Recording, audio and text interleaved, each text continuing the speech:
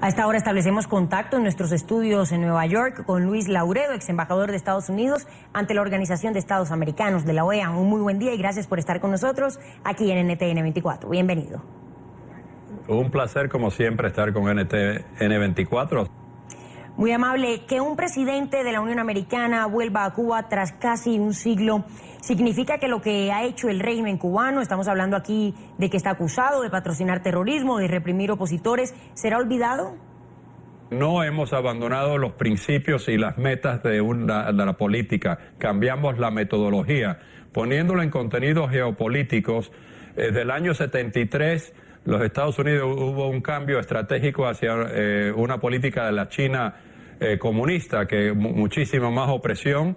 Hemos tenido relaciones especiales que lo hizo el presidente republicano, otro presidente republicano, Ronald Reagan, hacia la Unión Soviética, y otro más republicano, George W. Bush, sobre Vietnam, donde Vietnam, le recuerdo, además de que es un país que no tiene una democracia perfecta y hay represión, es un lugar donde murieron 45,000 norteamericanos jóvenes, parte de mi generación. Aquí lo que tienen que entenderse es que las relaciones no implican en ninguna forma de que le damos aprobación a la conducta de los países. Lo que sí implica es que tenemos que reenfocar un camino para llevar a cabo ciertos ideales.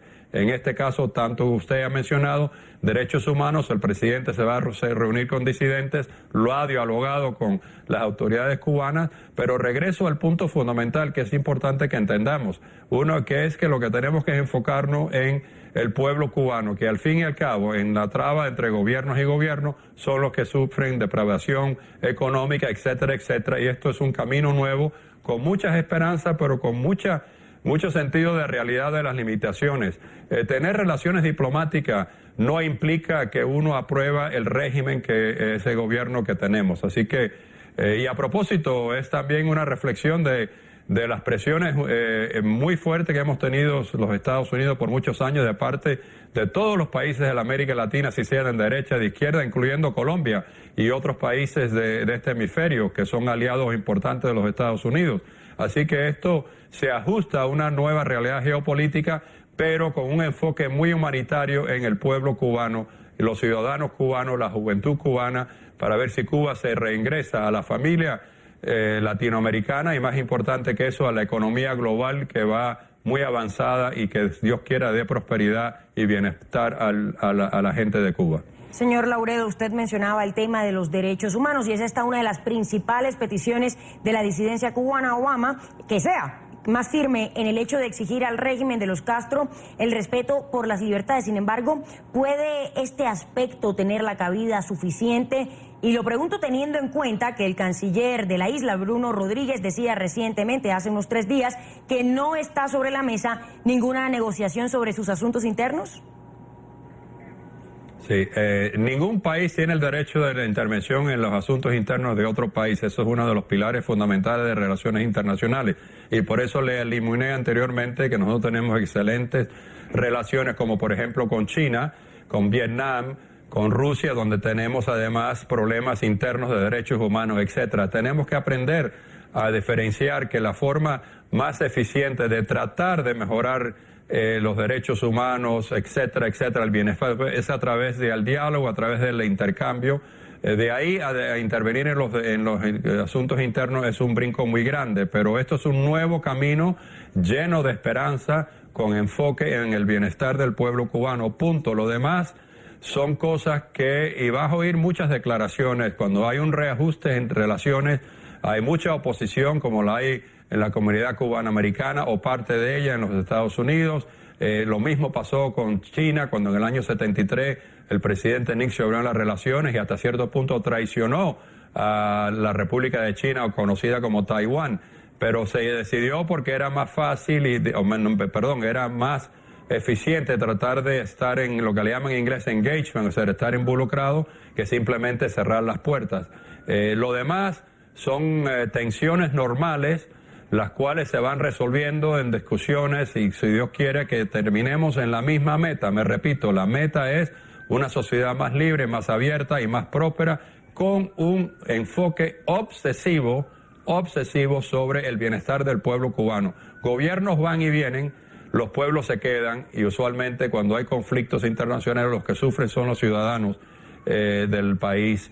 Y ese es el caso de Cuba y eso es el enfoque de toda esta nueva política hacia el régimen de Cuba, y no se cede una pulgada ni una pulgada en nuestros principios y nuestras metas, como ya anteriormente he dicho. Sí, ¿y cuál considera usted es el futuro de estas relaciones entre Estados Unidos y Cuba, considerando que el régimen ha sido reiterativo al momento de hacer exigencias, tales como el fin del embargo, la salida de la isla de países patrocinadores del terrorismo, como ya lo mencionábamos, pero al final la decisión recae sobre el Congreso estadounidense, que además es de mayoría republicana y que se opone? Perdona, yo no tengo dificultad oyéndote, pero si te entiendo bien, déjame explicarle a ustedes y a los televidentes por toda la América Latina y los Estados Unidos. Este tema no es partidista ni demócrata ni republicano. El presidente Obama, curiosamente, tuvo muchísimas presiones de líderes republicanos, particularmente gobernadores y senadores de estados que tienen, particularmente aquellos con producción agrícola, que ya están teniendo un comercio sustancial con Cuba. Hay un consenso de apoyo bastante amplio, mucho más allá de la retórica que usted oye, porque estamos en un año electoral. Y la Florida es un estado muy importante hacia las elecciones de noviembre para presidente de los Estados Unidos. Pero ha habido muchos consensos basados en las posibilidades de beneficios mutuos en términos de comercio, por un lado, y por el otro lado de llevar a cabo nuestras metas de una sociedad más abierta, más próspera, etcétera, como anteriormente he dicho, y tiene mucho más apoyo bipartidista. Y el presidente está liberando muchas metodologías de ese acercamiento, como usted sabe, casi diariamente, pero siempre dentro de la ley Helms-Burton. Y seguimos abogando, demócratas y republicanos, que esa ley sea revocada, porque ya uno de los criterios, como por ejemplo fue lo del que es un país que ha cesado de tener actividades terroristas y ya se ha certificado después de una examinación extensa. Así que tenemos que verlo dentro de un contenido. Lo más importante para ustedes y para todos es que apenas está empezando esta relación. Se anunció en diciembre del año pasado, pero no se abrió la embajada hasta hace apenas 6 meses, si acaso.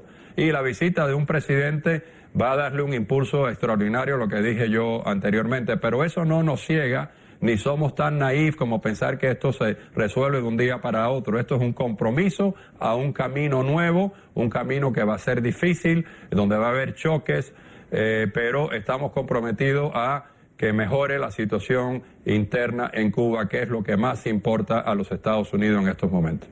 Apenas perdurará. Está empezando esta relación, mencionaba usted. En ese sentido yo le pregunto, ¿qué es lo que perdurará del diálogo con Cuba una vez Barack Obama deje la presidencia en el 2017, el próximo año?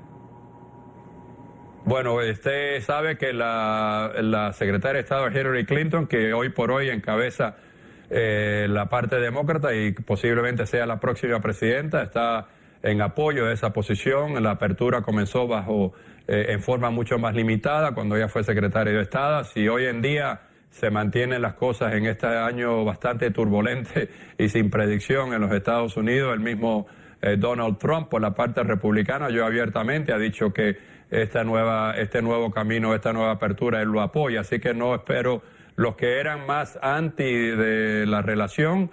Solamente queda el senador Cruz, el senador Marco Rubio, también cubano-americano, ya cesó de ser candidato, perdió las elecciones en la Florida y en otras. Entonces el camino en lo que hoy puede ser el próximo presidente, entre los dos que mencioné, hay un consenso con los variantes que podamos tener en términos de velocidad, etcétera, pero hay un apoyo de los dos hacia una apertura y un camino nuevo. Por eso es que me da la oportunidad de reiterar de que no se confundan demasiado por la retórica política de pensar que esto es una cosa demócrata o una cosa republicana. Hay bastante apoyo dentro de las filas tradicionales del Partido Republicano y específicamente con senadores y con gobernadores de varios estados importantes en esta nación. Y como dije anteriormente, los otros 3 cambios que fueron mucho más profundos, como el de China, el Vietnam y el hasta cierto punto Rusia, todos vinieron bajo administración republicana. Así que es a veces fácil perderse por la retórica electoral en la política hacia el exterior. En este caso tal parece que hay un poco de consenso hacia que tenga una continuidad después de noviembre de este año. Le agradecemos mucho por su tiempo a Luis Lauredo, ex embajador de Estados Unidos ante la Organización de Estados Americanos, OEA. Un muy buen día para usted en Nueva York.